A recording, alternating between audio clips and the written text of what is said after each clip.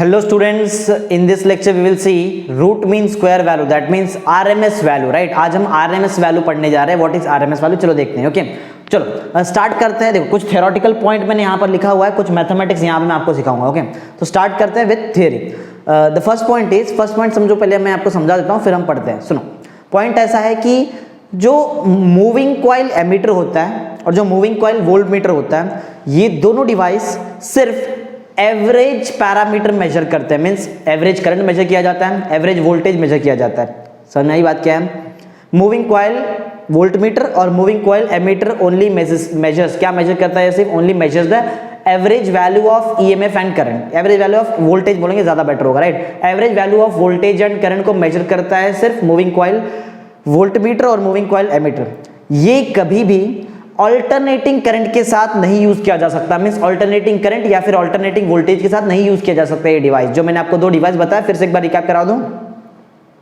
Moving coil voltmeter और moving coil ammeter, ये जो दो डिवाइस मैं आपको बता रहा हूं, ये दो डिवाइस सिर्फ एवरेज पैरामीटर ही मेजर कर सकते हैं. Average parameter means average current हो सकता है, एवरेज वोल्टेज मेजर किया जा सकता है, लेकिन ये कभी भी अल्टरनेटिंग करंट या फिर अल्टरनेटिंग वोल्टेज के साथ यूज नहीं किया जा सकता, right? This is our first point. Okay so देखते हैं यहाँ पे क्या लिखा है. अ मूविंग कॉइल, अब देख रहे हो यहाँ पे जो लिखा हुआ है, a moving coil ammeter and voltmeter measures the average value of voltage and current. ये एवरेज वैल्यू मेजर करेगा, राइट? Current and voltage.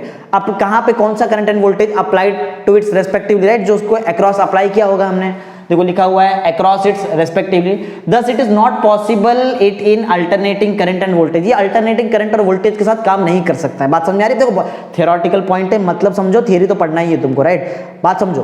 बोलने का मतलब ये है कि जो डिवाइस मैंने आपको दो बताया, एक अल्टरनेटिंग वोल्टेज और अल्टरनेटिंग करंट को मेजर नहीं कर सकता ये डिवाइस, राइट? वो डिवाइस का नाम है moving coil voltmeter, moving coil ammeter बोल सकते हो. वो बेसिक जो आपका एमीटर वोल्टमीटर हो, तो उसी की बात कर रहा हूं मैं, राइट? एमीटर और वोल्टमीटर ये दो चीज जो हैं मूविंग कॉइल वाले, राइट? जो मूविंग कॉइल वाले होते हैं वो सिर्फ एवरेज पैरामीटर के लिए यूज किए जाते हैं. वो कभी भी अल्टरनेटिंग करंट के साथ नहीं यूज कर सकते. ये बहुत सिंपल सा हमारा फर्स्ट पॉइंट है. तो चलो, अगर मूविंग कॉइल एमीटर और moving coil voltmeter alternating current या फिर अल्टरनेटिंग वोल्टेज को नहीं मेजर कर सकते, तो कौन करता है ये काम? ये काम करने के लिए हमको कुछ ऐसा पैरामीटर सेलेक्ट करना पड़ेगा, एक ऐसा प्रॉपर्टी देखना पड़ेगा जो करंट, जब करंट का डायरेक्शन चेंज होता है उस पर डिपेंड ना करता हो. फिर से एक बार रिपीट कर दूं मैं. अगर मुझे अल्टरनेटिंग करंट या फिर अल्टरनेटिंग वोल्टेज मेजर करना है, तो मुझे एक ऐसा प्रॉपर्टी ढूंढना पड़ेगा जो करंट का डायरेक्शन या फिर वोल्टेज का डायरेक्शन जब चेंज होता है, तो वो प्रॉपर्टी उस करंट के या फिर वोल्टेज के डायरेक्शन के चेंज होने पे डिपेंड ना करे.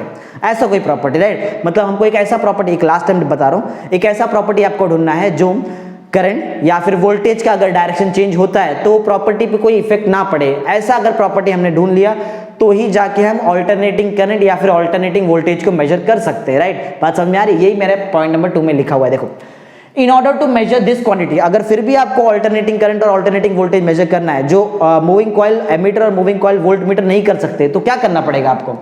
We have to make use of property. आपको एक ऐसा प्रॉपर्टी ढूंढना पड़ेगा which does not depend on, जो डिपेंड नहीं करता है. किस पे डिपेंड नहीं करता है? Does not depend on change in the direction of alternating current and voltage. मैंने अभी बताया, जो अल्टरनेटिंग करंट होता है और जो वोल्टेज होता है फ्लक्चुएट होता है, प्लस माइनस माइनस प्लस ऐसा होता है. तो अल्टरनेटिंग करंट एक बार ऊपर एक बार डाउन ऐसा होता रहता है, राइट? तो अगर करंट के डायरेक्शन पे डिपेंड ना करे, ऐसा कोई प्रॉपर्टी हमको मिल जाए, तो वो प्रॉपर्टी हमारे काम का है. उस प्रॉपर्टी को यूज करके हम अल्टरनेटिंग करंट या फिर अल्टरनेटिंग वोल्टेज मेजर कर सकते हैं.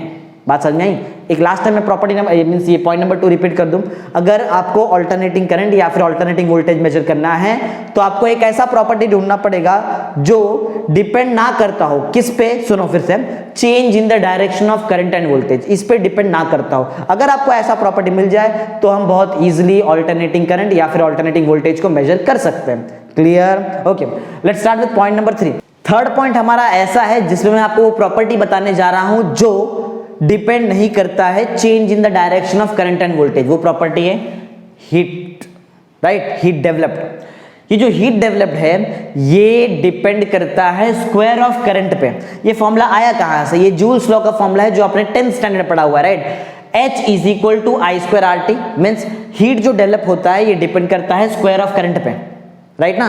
अगर heat developed square of current पे डिपेंड करता है, लेकिन स्क्वायर ऑफ करंट तो कभी नेगेटिव हो ही नहीं सकता, राइट ना। करंट तो कभी नेगेटिव हो ही नहीं सकता, कैसे?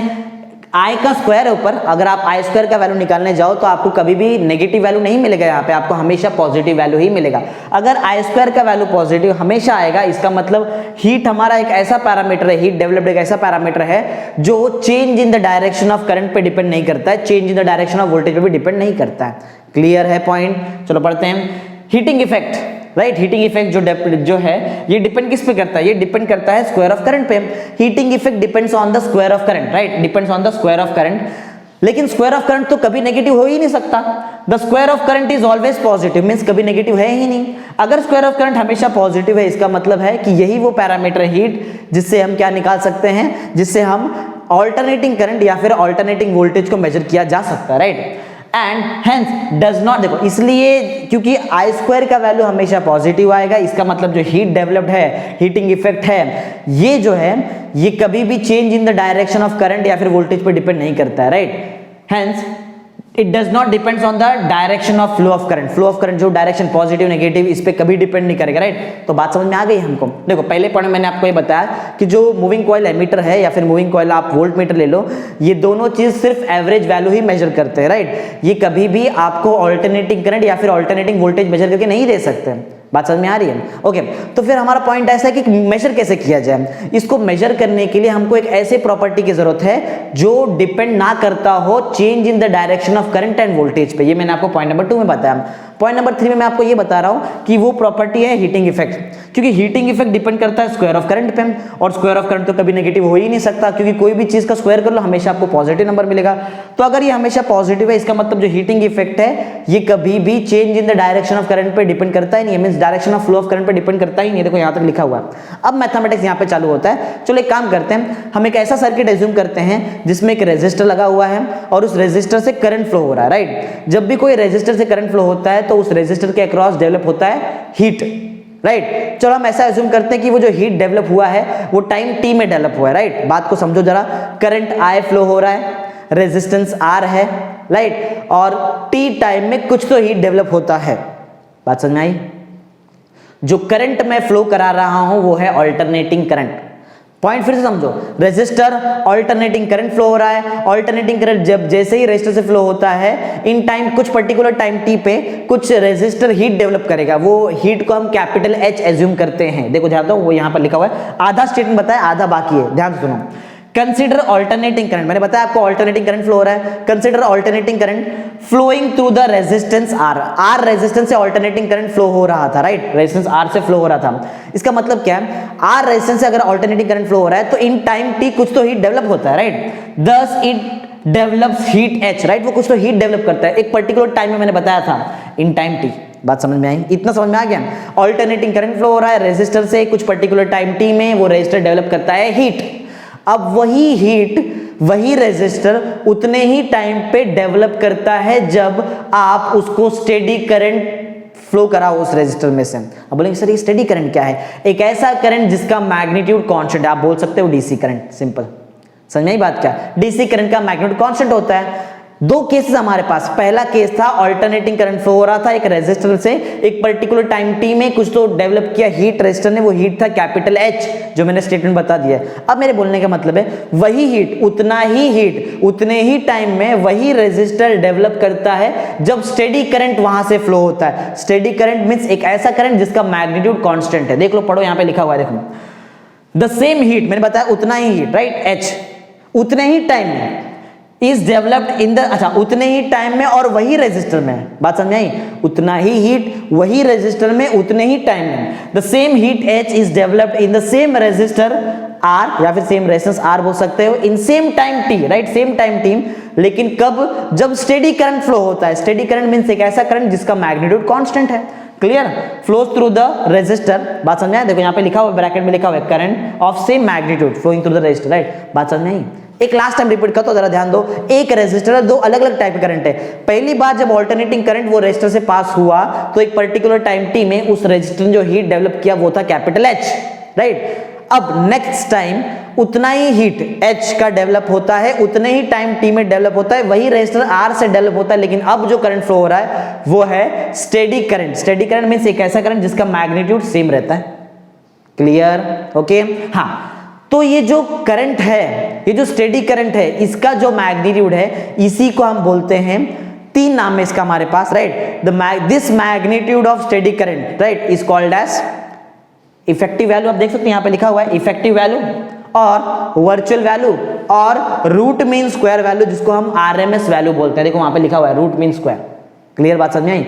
ये जो स्टेडी करंट फ्लो हो रहा था उस रेजिस्टर से, सेम रेजिस्टर से सेम टाइम में जिसने सेम हीट प्रोड्यूस किया, मैं उस करंट की बात कर रहा हूं, राइट। तो वो करंट है हमारा steady current, means DC current है वो।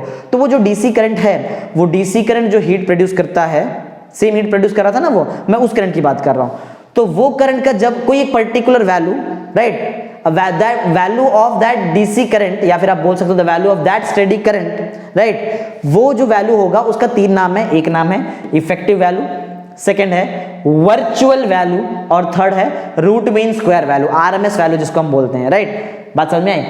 और ये बोल सकते कहां पे, ऑफ अ, देखो यहां पे लिखा हुआ है root mean square value of a given alternating current. याद है जो गिवन अल्टरनेटिंग करंट था जिससे आपका स्टेडी करंट ने जो हीट प्रोड्यूस किया वो मैच हो गया।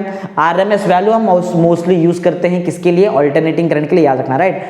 The RMS value of given alternating current and it is denoted by IRMS। देख सकते हैं आप यहाँ पे लिखा हुआ है IRMS। ये सब मैं चीज वहां पे बताने वाला हूं जो आपको मैथमेटिक्स कराऊंगा। एक क्विक रिकैप मारते हैं जरा, हमने क्या क्या देखा। पहले पार्ट में हमने ये देखा कि जो मूविंग कॉइल वोल्ट मीटर है, जो मूविंग कॉइल एमीटर है, ये सिर्फ एवरेज वैल्यू मेजर करते हैं, ये कभी भी अल्टरनेटिंग करंट या फिर अल्टरनेटिंग वोल्टेज के साथ काम नहीं कर सकते। फिर सेकंड पॉइंट में हमने देखा कि चलो फिर अगर हमको अल्टरनेटिंग करंट, अगर हमको अल्टरनेटिंग वोल्टेज मेजर करना है तो हम क्या यूज करें। उसके लिए बहुत सिंपल सा लॉजिक है, एक ऐसा प्रॉपर्टी ढूंढो जो कभी भी डिपेंड नहीं करता है on the change in the direction of current and voltage. तो वो प्रॉपर्टी हमको मिला heating effect. Heating effect depend करता है आई स्क्वायर पे, मीन स्क्वायर ऑफ करंट पे, और स्क्वायर ऑफ करंट कभी नेगेटिव नहीं हो सकता, हमेशा पॉजिटिव होने वाला है, हमेशा पॉजिटिव होगा। इसलिए हम ऐसा बोल सकते हैं कि जो हीट है वो कभी भी change in the direction of current and voltage पे डिपेंड नहीं करेगा।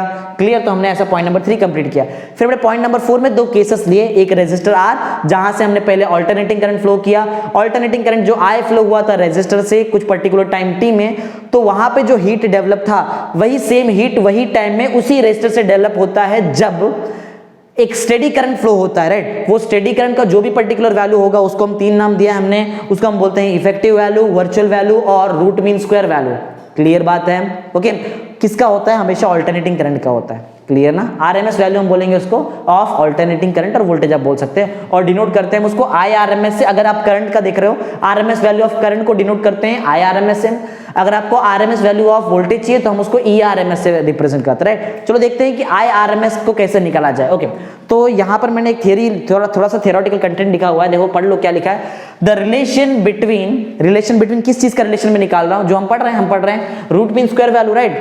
The relation between root mean square value and peak value of current and voltage, मैं दोनों का निकाल के दिखाऊंगा आपको। मैं IRMS भी निकाल कर दिखाऊंगा और मैं आपको ERMS भी निकाल कर दिखाऊंगा, राइट। तो देखते हैं, लेट्स स्टार्ट, देखते हैं कैसे निकाला जाए।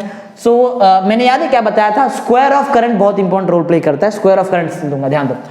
एज्यूम करो अगर मुझे IRMS निकालना है तो ये जो IRMS है, ये IRMS को कैसे निकाला जाए, इसका बहुत सिंपल सा कंसेप्ट है। ये निकालने के लिए आपको रेशियो निकालना होगा, ratio of integral of current, right, integral of square of current. Actual में integration of square of current आएगा कहां से कहां तक, ये डेफिनेट इंटीग्रेशन है तो ये होता है 0 से 2 पाई तक होता है, राइट। और आपको यहां पे नीचे डिवाइड करना पड़ेगा। वैसे ये जो I का इंटीग्रेशन आप करोगे वो करोगे with respect to theta, clear. और अपॉन आपको नीचे लिखना पड़ेगा d थीटा का इंटीग्रेशन, या फिर आप डायरेक्ट ये भी लिख सकते हो d थीटा का इंटीग्रेशन फ्रॉम 0 to 2 पाई, तो 2 पाई आंसर आता है, तो मैं डायरेक्ट 2 पाई ही लिख देता हूं यहां पे। क्लियर? चलता है। ओके, ये रेशियो से आप IRMS का आंसर निकाल सकते हो, ये फॉर्मूले से। प्रोसीड कैसे किया जाए, ओके चलो देखते हैं। Already we know that value of I is I0 sine omega t, right. एक और वैल्यू होता है I is equal to I0 sine omega t plus alpha का वैल्यू सिर्फ तब आएगा जब थोड़ा फेज डिफरेंस होगा। हमारे पास यहाँ पे ऐसा कोई इन्फॉर्मेशन नहीं है कि फेज डिफरेंस है तो मैं अल्फा को 0 लूंगा, राइट। सो I का वैल्यू है I0 sine omega T, clear. चलो ये वैल्यू यहाँ पुट करते। अच्छा एक बात और बताओ, क्या मैं ओमेगा टी को थीटा लिख सकता हूँ? ओमेगा टी को थीटा लिखा जा सकता है, right. Omega t can be written as theta, होता है ऐसा, फॉर्मूला पढ़ा है मैंने तुमको ऑलरेडी रोटेशनल डायनामिक्स में। तो यहाँ पर थीटा लिखा जा सकता है because theta is equal to omega t, ये फॉर्मूला है, ओके। तो चलो I is equal to I not sine theta मैं ऊपर पुट कर देता हूँ, देखते हैं क्या होता है, okay. So will get the value of I R M S as integration from 0 to 2 pi, I square का वैल्यू है I not square sine square theta और D theta as it is the whole upon 2 pi, clear है, okay. कुछ चीजें यहां से मुझे बाहर निकालनी पड़ेगी जो कांस्टेंट, जैसे कि पीक वैल्यू ऑफ करंट जिसका स्क्वायर है वो बाहर आ जाएगा और 2 पाई तो अलग से है ही है। चलो तो फिर उसको मैं बाहर ले लेता हूं, आई नॉट स्क्वायर अपॉन 2 पाई बाहर आ जाएगा क्योंकि इसमें कोई मतलब बनता नहीं, यहाँ पर दोनों कांस्टेंट चीजें हैं। 0 to 2 pi as it is है। साइन स्क्वायर थीटा का इंटीग्रेशन करने का एक स्पेशल ट्रिक है, वो कैसे किया जाता है, देखो एक फॉर्मूला होता है, अगर आपको याद होगा, फॉर्मूला है, चलो यहाँ नीचे बता दूं फॉर्मूला ही क्या, सिंस देखो ध्यान दो, सिंस 1 माइनस कॉस 2 थीटा का एक फॉर्मूला होता है 2 साइन स्क्वायर थीटा, राइट, ये फॉर्मूला होता है। तो अगर मैं साइन स्क्वायर थीटा का फॉर्मूला निकालने जाऊं तो मुझे t2 को नीचे भेजना पड़ेगा, मींस मुझे 2 यहां से हटाना पड़ेगा और 2 यहां भेजना पड़ेगा। तो ये साइन स्क्वायर थीटा के जगह पे मैं ऐसा लिखने वाला हूं, देखो मेरे पास साइन स्क्वायर थीटा यहां पर है। क्यों ऐसा लिख रहा हूं, क्योंकि इंटीग्रेशन ऑफ ट्रिग्नोमेट्री पावर निकालना इतना ईजी नहीं है, राइट, इसलिए ऐसा करते हैं, ये ट्रिक है, ओके। चलो तो साइन स्क्वायर थीटा के जगह पे मैं लिखता हूं 1 minus cos 2 theta the whole upon 2 into D theta, चलेगा। मैंने सिर्फ किया क्या, मैंने साइन स्क्वायर थीटा के जगह पे साइन स्क्वायर थीटा का फॉर्मूला अप्लाई कर दिया, क्लियर, ओके। अब क्या किया जाए, ये 2 को भी आप बाहर ले लो, so you will get I not square upon 4 pi, क्योंकि ऑलरेडी 2 पाई पहले से था यहाँ पर, राइट। तो बचा क्या है हमारे पास 1 minus cos 2 theta D theta, integration from 0 to 2 पाई, हमारे पास बचा जो यहाँ पर that is 1 minus cos 2 theta D theta, right, ये हमारे पास बचा हुआ पैरामीटर है। अच्छा, अब इसको सॉल्व कैसे किया जाए, इंटीग्रेशन यहाँ पे आपको आना चाहिए, ओके। तो इंटीग्रेशन क्या होता है, चलो बता दो फटाफट, यहाँ पर इंटीग्रेशन क्या लगने वाला है। पहले इंटीग्रेशन 1 के लिए जाएगा, मींस डी थीटा के लिए जाएगा, तो integration from 0 to 2 pi 1 into D theta, यहाँ पर आ जाएगा डी थीटा, राइट, ऐसा। फिर बीच में माइनस है, माइनस इंटीग्रेशन फ्रॉम वही 0 to 2 पाई, और अब इंटीग्रेशन मिलेगा cos 2 थीटा डी थीटा को, मींस बोलने का मतलब ये कि डी थीटा मल्टीप्लाई करना पड़ता है ऐसा, और फिर इंटीग्रेशन देना पड़ता है, डायरेक्ट इंटीग्रेशन आप नहीं दे सकते वहां पर, क्लियर, ओके। चलो फिर फटाफट फाइंड करते हैं। जैसे इंटीग्रेशन ऑफ dx का आंसर x होता है, वैसे ही इंटीग्रेशन ऑफ डी थीटा का आंसर थीटा होता है। सो you will get I not square upon 4 pi, clear. Integration of D theta का आंसर है थीटा, और लिमिट जो होगा वो होगा फ्रॉम 0 to 2 पाई, क्लियर। अब मैं ये थोड़ा ब्रैकेट चेंज करता हूं क्योंकि लिमिट वाला ब्रैकेट और दोनों ब्रैकेट मैच नहीं होना चाहिए, okay. 0 to 2 pi minus cos 2 theta का जो इंटीग्रेशन होता है वो होता है sin 2 थीटा अपॉन 2, राइट, ये फॉर्मूला है इंटीग्रेशन का एक। cos 2 थीटा का जो इंटीग्रेशन है that is sin 2 theta upon 2, clear, और इसका भी जो लिमिट है वो लिमिट होगा फ्रॉम 0 to 2 पाई, क्लियर, ऐसा कुछ बात समझ आ रही है, ओके। तो देखो ये हमारे पास लिमिट भी आ गया, अब जस्ट आपको लिमिट पुट करना है, अप्लाइंग लिमिट करके फटाफट आंसर निकाल देना है। तो हम निकाल किसका रहे value, we are finding the value of IRMS, और इसका भी आपको स्क्वायर निकाल रहा है, राइट। एक्चुअल में क्योंकि IRMS का स्क्वायर है तो यहाँ पे डायरेक्ट स्क्वायर आएगा, राइट, ये ना यहाँ पे स्क्वायर लिया तो स्क्वायर से मैच होना चाहिए, इसके लिए IRMS स्क्वायर, ओके। तो ये हम निकाल रहे हैं और हमको जो आंसर मिला है that is I not square upon 4 पाई, अभी तक तो है, चलो अंदर देखते हैं क्या होता है, right. Upper limit minus lower limit, तो पहले थीटा के जगह पे आएगा 2 पाई माइनस 0 होता है 2 पाई, राइट, तो यहाँ पे आ जाएगा 2 पाई माइनस, आगे यहाँ पे एक और चीज है, तो यहाँ पर जो अप्लाई होगा, देखो पहले 2 तो ऑलरेडी है, थीटा के जगह पे 2 पाई आएगा, साइन ऑफ 2 इंटू 2 पाई होता है 4 पाई, तो यहाँ पे आ जाएगा साइन 4 पाई अपॉन 2 माइनस, अब जैसे ही मैं यहाँ पे थीटा के जगह पे 0 डाल दूंगा, साइन ऑफ 2 इंटू 0 साइन 0 हो जाएगा, साइन 0 अपॉन 2 आ जाएगा। मैं कर क्या रहा हूँ, मैं अपर लिमिट अपॉन, आप ऐसा बोल सकते हो upper limit minus lower limit कर रहा हूँ, सिंपल सा लॉजिक, राइट। तो इसका आंसर मुझे निकालना है, तो मुझे फाइनल आंसर लास्ट में मिल जाएगा, okay. So value of I square RMS अगर चाहिए तो ये होगा हमारे लिए I not square upon 4 pi, right, और यहाँ पर ऑलरेडी 2 पाई है, माइनस साइन ऑफ 4 पाई का आंसर 0 होता है, 0 अपॉन एनीथिंग इज 0, क्लियर। तो ये 0 हो गया, साइन 0 भी 0 होता है, मीन्स आगे वाली सारी चीजें 0 हो रही, सिर्फ बचा है 2 पाई, बात समझ में आ रहा है, पाई पाई कैंसल, 2 1 जा 2 2 जा, clear. So the value of I square RMS is I not square upon 2, clear. अगर आई स्क्वायर का value, I square R M S का value I not square upon 2 है, तो अगर आपको मैं बोलूं what is the value of I R M S, तो बोलेंगे सर आप स्क्वायर रूट ले लो, आंसर आ जाएगा। तो स्क्वायर रूट लेंगे तो आई नॉट स्क्वायर बन जाएगा आई नॉट, और 2 हो जाएगा root of 2, clear, right. I R M S का आंसर ये हो जाएगा। सो आई थिंक आपको प्रॉपरली क्लियर है कि what is the value of I R M S, I R M S का वैल्यू क्या है, राइट, क्लियर मिल गया आपको, ओके। अच्छा, इसका एक और फॉर्मूला है, इसी को हम थोड़ा आगे बढ़ा सकते हैं, यही सेम फॉर्मूला आगे भी हम लिख सकते हैं। जब 1/√2 आप देखोगे तो आपको आंसर आता है 0.707, तो मैं एक और फॉर्मूला लिख सकता हूँ यहाँ से, आई आर एम एस का एक और फॉर्मूला पॉसिबल है 0.707, right, it times I not. ऐसा मीन्स ये आया कहाँ से 0.707, ये नीचे √2 है ना, √2 का वैल्यू होता है 1.414, 1/1.414 कर लो, आपको यही आंसर मिलेगा 0.707, राइट, और बाजू में आई नॉट एज इट इज। सो ये एक और फॉर्मूला बन गया आई आर एम एस का, क्लियर, बात समझ आ रही है। चलो ई आर एम एस भी निकाल लेते हैं। अगर I R M S peak value upon √2 है तो ई आर एम एस भी पीक वैल्यू अपॉन √2 होगा ना। चलो, तो सिमिलरली मैं यहां पर लिखता हूं, सिमिलरली अगर मुझे ई आर एम एस निकालना है तो ई आर एम एस का वैल्यू होगा ई नॉट अपॉन √2, राइट, और कोई भी चीज को अपॉन √2 कर लो, आपको आंसर मिलेगा 0.707, आप मैंने अभी जस्ट यहां बताया, सेम वही answer, right. So this can be written as 0.707 times E not, ऐसा भी लिखा जा सकता है, राइट। तो E R M S I think आपको समझ में आ गया है। तो देखो ये हमने एक रिलेशन निकाला है, this is the required relation between R M S value of voltage and peak value of voltage. ऐसा ये एक रिलेशन है between R M S value of current and peak value of current, I not को peak value of current बोलते हैं, okay. तो आई think आपको ये प्रॉपरली समझ में आ गया मैंने क्या क्या बताया, ओके, थैंक यू।